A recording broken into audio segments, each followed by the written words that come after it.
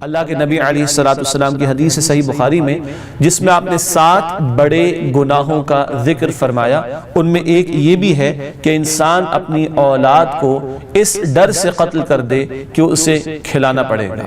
قرآن حکیم بھی اس جرم کی مذمت فرماتا ہے اور روکتا ہے اس برے عمل سے۔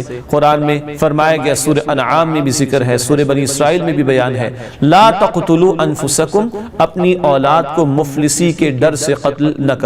قرآن یہ بھی کہتا ہے ایک مقام پر کہ اللہ فرماتے ہیں کہ ہم انہیں بھی کھلاتے ہیں اور تمہیں بھی کھلاتے ہیں، اور دوسرے مقام پر فرمایا کہ ہم تمہیں بھی کھلاتے ہیں اور انہیں بھی کھلاتے ہیں۔ اور اللہ تعالیٰ نے یہ ذکر بھی فرمایا سورہ ہود کی آیت نمبر 6 میں 12ویں پارے کے آغاز میں، ما من دابۃ فی الارض الا علی اللہ رزقها، زمین پر کوئی جاندار نہیں ہے مگر یہ کہ اس کا رزق وہ اللہ سبحانہ وتعالیٰ کے ذمے ہے۔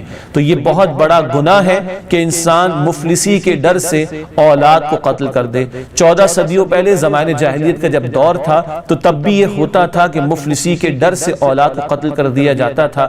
آج ہمارے دور میں کبھی فیملی پلاننگ کے نام پر اللہ کی صفت رزاقیت پر عدم اعتماد کا اظہار کیا جاتا ہے اور بچوں کی پیدائش کے عمل کو ہی روکنے کی کوشش کی جاتی ہے۔ کیا انسان یہ سمجھ بیٹھا ہے کہ وہ مخلوق کو کھلانے والا ہے، وہ اپنی اولاد کو کھلانے والا ہے، حالانکہ خالق بھی اللہ ہے اور رازق بھی اللہ سبحانہ وتعالی ہے۔ سرے سے اولاد کی پیدائش کے عمل کو ہی ختم کرنا یا روکنا یہ اللہ کی رزاقیت والی صفت پر عدم اعتماد ہے۔ اور مفلسی کے ڈر سے کبھی ماضی میں قتل کیا جاتا تھا یا انٹینشنلی ابارشن کر دیا جاتا ہو بچے کا، یعنی اسقاط حمل جسے کہا جاتا ہے، مار ڈالنا وہ بھی کہلائے گا، قتل کرنا وہ بھی کہلائے گا، خاص طور پر جب بچہ 4 مہینے کا ہو جاتا ہے۔ حدیث میں ذکر آتا ہے بخاری مسلم میں، جب بچہ ماں کے بطن میں پرورش پاتے ہوئے 4 مہینے کا ہو جاتا ہے تو اللہ کی طرف سے فرشتہ بھیجا جاتا ہے، وہ اس میں روح پھونکتا ہے، روح ڈالتا ہے۔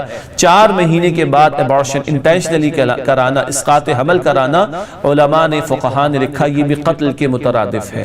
کبھی یہ آئیڈینٹیفائی ہوا کہ یہ بیٹی ہے، بچی ہے، اور اس کو قتل کر دیا جاتا ہے، اس کا ابارشن کرا دیا جاتا ہے، اس حوالے سے اسقاط حمل کرا دیا جاتا ہے، تو یہ بھی اللہ تعالیٰ کی صفت رزاقیت پر عدم اعتماد ہی کا ایک انداز ہے۔ اللہ تعالیٰ اس سے ہم سب کی حفاظت فرمائے۔ سبسکرائب کیجئے ہمارے چینل اور دبائیے بیل کا آئیکن تاکہ آپ کو ریگولر نوٹیفیکیشن اپڈیٹس مل سکے۔